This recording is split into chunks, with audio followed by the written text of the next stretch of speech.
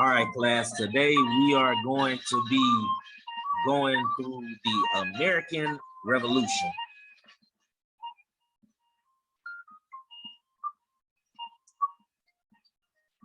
That was one of the popular songs in the 1770s. How did you guys like that? I'm pretty sure it was great. The 6th and 7th graders love that, right? Do y'all love it? They'll a lot of Jesus Christ himself, man. Y'all know y'all didn't like that music, but let's go ahead and get to it. Let's go ahead and get to the American Revolution. So the road to independence. Let's talk about it. All right, so the first Continental Congress in 1774, representatives from the colonies met in Philadelphia to discuss the common concerns in a growing crisis. This assembly, known as the First Continental Congress, decided to continue protesting British taxes. They felt the British government had failed to remedy the colonial grievances. So basically, the First Continental Congress is one of the first American governing bodies. Lexington and Concord. So Lexington and Concord in April of 1775. So that's Lexington and Concord in April of 1775. It was open warfare finally broke out between British soldiers and the colonial militia known as the Minutemen. So Minutemen are colonial military guys, militia. It began when the British soldiers were sent to Lexington and Concord in Massachusetts to arrest several Patriot leaders and to capture a suspected storehouse of weapons. No one is sure who fired the first shots, but it was the shot heard around the world. So the first shots that were fired at Lexington and Concord is known as the shots heard around the world. This event marked the start of the American Revolution. The Second Continental Congress. As the struggle spread, in May of 1775, colonial representatives met again in Philadelphia for the Second Continental Congress. All of the colonies sent delegates to Philadelphia. Delegates included John and Samuel Adams from Massachusetts, Benjamin Franklin from Pennsylvania, Thomas Jefferson from Virginia. The delegates quickly voted to join Massachusetts in its fight. In Williamsburg, Virginia, Patrick Henry, considered the first orator, an orator is the speaker in America, convinced the House of Burgesses to support the war with his stern speech. Give me liberty or give me death. Although the Second Continental Congress lacked the legal authority to govern, it boldly assumed that responsibility.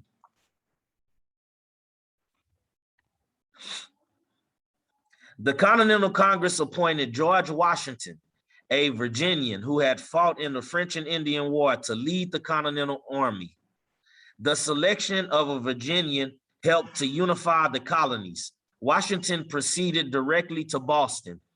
In March of 1776, using cannons captured by Ethan Allen at Fort Ticonderoga in upstate New York, Washington drove the British out of Boston.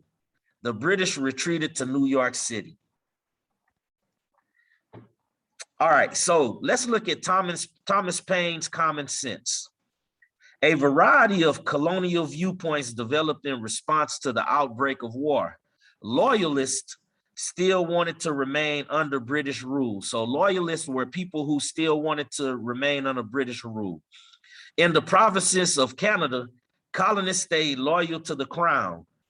There were also many loyalists in the 13 colonies. Some wanted to stay a part of the British Empire, but with more rights for the colonists, the Iroquois sided with British, as did many blacks who were slaves, who were promised their freedom by the British for helping them in war. Thomas Paine an Englishman living in the colonies published a pamphlet. That pamphlet is known as Common Sense, early in 1776. Paine believed that it was ridiculous for America to be governed by a small, distant island across the vast ocean. He said the colonists derived no benefits from British rule. In fact, the British had dragged the colonists into European wars. Many patriots are supporters of the revolution and supporters of the American independence began to demand complete independence. Here is a passage from Common Sense. This new world had been the asylum for the prosecuted lovers of civil and religious liberty from every part of Europe. Here have they fled, not from the tender embraces of the mother, but from the cruelty of the monster. And it is so far true of England that the same tyranny which drove the first immigrants from home persuades their descendants still. I will challenge the warmest advocate for reconciliation to show a single advantage that this continent can reap by being connected with Great Britain. Why is it that we hesitate from Britain? We can expect nothing but ruin. Everything that is right or reasonable pleads for separation. The blood of the slain, the weeping voices of nature cries, 'tis time to part. Basically, Thomas Paine is saying that England has taken away the colonist rights and they need to leave. All right, so let's look at the Declaration of Independence. Representatives of the Second Continental Congress began discussing the issue of American independence early in 1776. John Adams played an important role as a leader of the movement for separation from England. A Virginian, Richard Henry Lee, proposed that the colonies declare their independence. Adams seconded the motion. After much debate, the delegates decided to declare independence from Britain. Thomas Jefferson, working as part of a small committee that included John Adams and Benjamin Franklin, wrote most of the Declaration of Independence. John Adams led the debate in the Continental Congress. Major ideas of the Declaration. This document issued on July 4th, 1776. So if you guys ever celebrate the 4th of July, you know the 4th of July is celebrated because that's the day that the Declaration of Independence was written and finished. So issued on July 4th, 1776, explained the reason why the colonists sought independence from Great Britain. Borrowing from the ideas of John Locke, Jefferson explained that the government was a social contract. Its purpose was to protect citizens' unalienable rights. These are the rights that should not be taken away from citizens, including the right to life, liberty, and the pursuit of happiness. The philosophy teaches that each individual is endowed at birth with rights that are unalienable. That means they cannot be taken away by the government because they were given to us by God, our creator.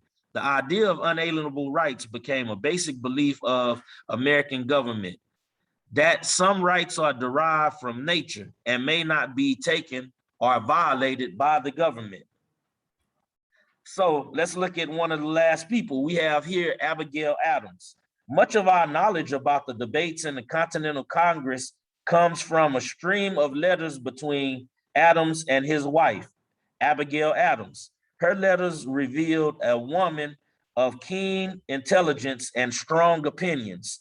Her writings reveal a commitment to voting rights for women and African Americans and fierce support for American independence. And this is our lecture for today. Have a great day.